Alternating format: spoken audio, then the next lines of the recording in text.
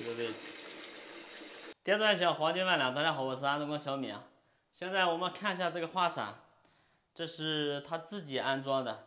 当时贴砖的时候呢，确实在这个水管的位置啊，水管流的有点歪，但是后期装了可能3次，装了3次，到现在为止还在漏水。这个花洒装的这边高，这边低，然后这边的装饰盖扣不上，已经是露出来了。这个地方堵不上，漏丑了。最主要的是看它这个漏水啊，漏的特凶。这个位置。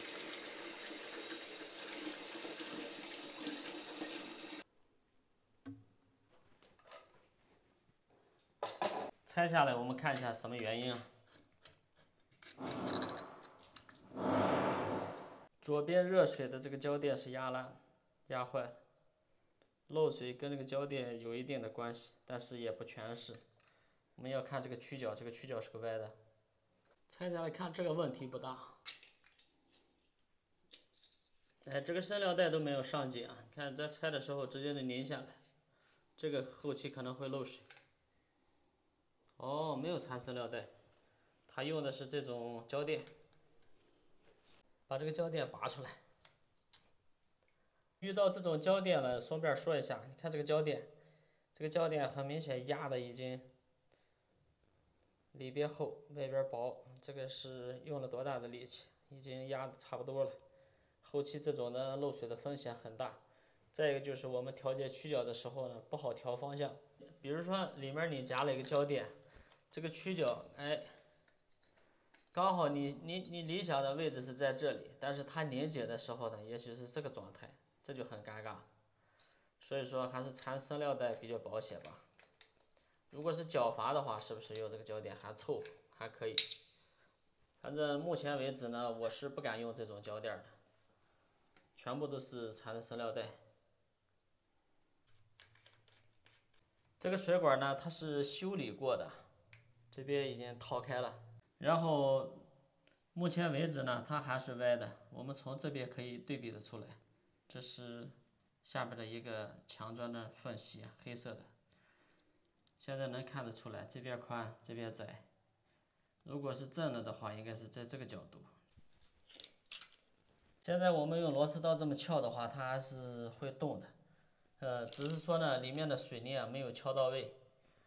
把里面的再继续往通打一打，大概打的深度有这么深吧。现在只能是将计就计了，咱们用这个钻头呢，把那个墙再往大扩一点，然后直接给它把那个水泥啊打通了，全部都掏通了，掏的再深一点。这种全瓷砖呢，你拿螺丝刀一点一点敲啊，它崩瓷崩的特别厉害，所以说用这个开孔器呢，往这边再扩一点，这样扩出来还好看一点。也不至于像这样崩的这么厉害。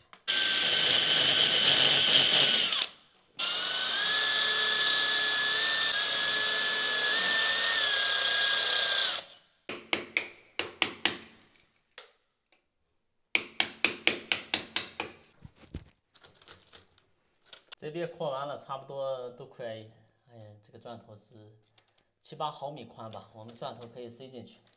然后确定一下它这个管是上周水啊，不管或者是下周水，确定好以后呢，我们就从这个边上直接打过去，打通，把里面给打通了。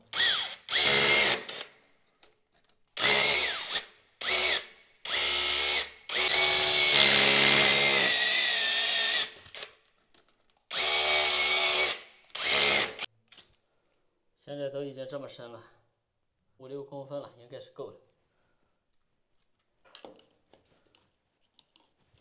现在已经搬过来了，看一下这个曲角现在正了没？现在看已经差不多了，正了。不是拿这个水平看的，我是拿这个边线看这个距离的，看这两边的距离。这个曲角呢也拆了，把里面的胶垫拿掉，然后我们缠生料带。这个胶垫已经压坏了，看到吗？所以说不建议大家用这个东西的，肯定是有一定道理的。有几个老师傅用这种胶垫的，这就是因为这个曲角在拧的过程中呢，夹得太紧，然后直接就把它给夹坏了，夹烂了。个人感觉呢，还是这种生料袋的靠谱，产生料袋比较保险。现在呢，我们先2个曲角的角度呢，都往这边偏一点，因为一会儿要考虑这个装饰盖，尽量呢能把这个地方给它盖住。不过这边掉了一大片，也是个麻烦。刚才的胶垫呢也拆下来给它换了。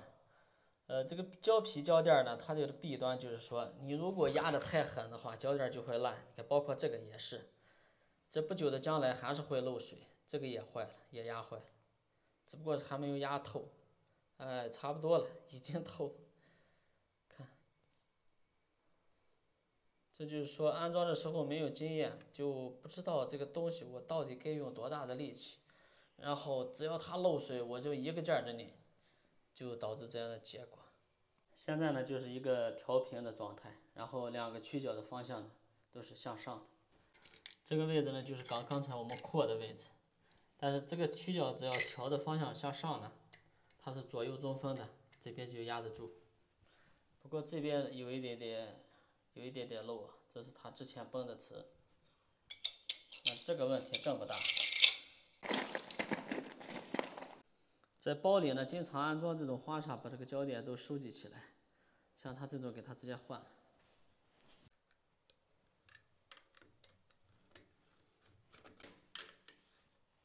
它里面夹的是胶皮垫，所以说我们拧的时候啊，感觉吃上力就行了，不要拧得太狠，不要有多大劲儿使多大劲儿，感觉差不多就可以了。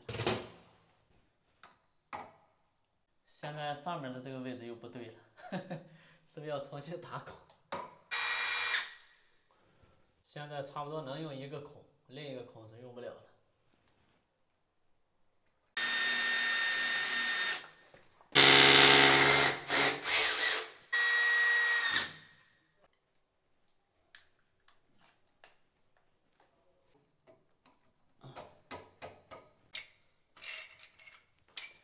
开水试车。